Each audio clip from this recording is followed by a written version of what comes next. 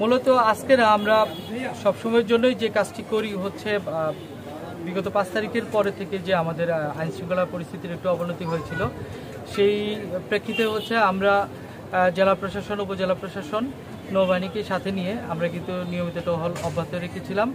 এই জন্য হচ্ছে আমাদের তাৎক্ষণিক যে অরাজক পরিস্থিতির সৃষ্টি হয়েছিল, এটা কিন্তু 5 তারিখ রাত থেকে আমাদের স্বাভাবিক অবস্থায় ফিরে এসেছে। এরপর থেকে আমরা কোনো নতুন হামলা কিংবা হচ্ছে অগ্নিকাণ্ড কিংবা জবরদখলের কোনো সংবাদ পাইনি। আর যে বিষয়টি হচ্ছে যে আমাদের বৈষম্য বিরোধী ছাত্র আন্দোলনকে নিয়ে কিন্তু আমরা তাদের যে ছাত্ররা আছে তাদেরকে নিয়ে আমরা বাজার মনিটরিং, ট্রাফিক ম্যানেজমেন্ট এই কাজগুলো কিন্তু তারা করে আসছে। পাশাপাশি আমাদের অন্যান্য যারা বাহিনী ছিল, আমাদের আনসার বাহিনী আর হচ্ছে ফায়ার সার্ভিস, তারাও কিন্তু আমাদের ট্রাফিক ম্যানেজমেন্টের সাথে জড়িত ছিল। আর এদিকে হচ্ছে আমরা যে অভিযোগগুলো পাচ্ছি, অভিযোগের প্রেক্ষিতে হচ্ছে আমরা জেলা প্রশাসন, এক্সিকিউটিভ ম্যাজিস্ট্রেটদের মাধ্যমে আমাদের নৌবাহিনী সহ কিন্তু টহলে থাকতেছে। পাশাপাশি যেখানে উদ্ধার করার প্রয়োজন, যে জায়গাগুলোতে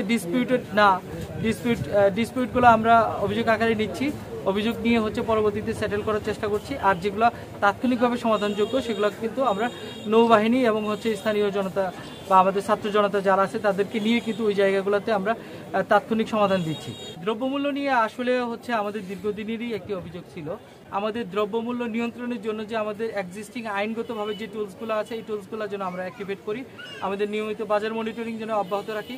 পাশাপাশি আমাদের যারা হচ্ছে ব্যবসায়ীবৃন্দ আছেন, তাদের অনেকেই হচ্ছে অনেকদিন যাবতীয় বলেন আজকে এটা জানি না ওটা জানি না, তাদেরকে হচ্ছে আইনগুলো জানানোর চেষ্টা করছি। তো আমাদের যে রাস্তাটি আছে জনগণের চলাচলের জন্য, এই রাস্তাগুলোতে উপরে হচ্ছে অনেকে হচ্ছে তাদের দোকানের সামনে হচ্ছে মালামাল রেখে হচ্ছে গণ উপদ্রব সৃষ্টি করে। দীর্ঘদিন যাবৎ তাদেরকে নিষেধ করা সত্ত্বেও তারা করছে না। এর ফলে কিন্তু আমরা ওই যে গণ উপদ্রবের কারণে হচ্ছে জনগণের যে দুর্ভোগের সৃষ্টি করার কারণে একটি দোকানকে আমরা হাওলাদার হার্ডওয়্যার, তারা তাদের পণ্য হচ্ছে তাদের দোকান থেকে অনেক দূরে রাস্তার মধ্যে রাখার কারণে, উপদ্রব সৃষ্টির কারণে কিন্তু তাদেরকে আমরা 5,000 টাকা জরিমানা করেছি। এই মেসেজটি আমরা সবাইকে দিচ্ছি যাতে হচ্ছে এরপরে কোনো রাস্তা দখলে না যায়। আপনারা জানেন এই আমাদের শহরের ভিতরে রাস্তাগুলো দখলে থাকার কারণে কিন্তু আমাদের মেইন রোডে জ্যামটা আমরা কোনোভাবেই সরাতে পারছি না। এই রাস্তাগুলো যদি আমাদের ফাঁকা থাকে তাহলে কিন্তু আমরা শহরের ভিতরে নতুন করে যানজট সৃষ্টি হবে না। এই অভিযান অবশ্যই চলমান থাকবে। এই আমরাও অভিযান চলমান রাখবো। পাশাপাশি হচ্ছে আমাদের যারা ছাত্র জনতা তারাও কিন্তু মাঠে আছে।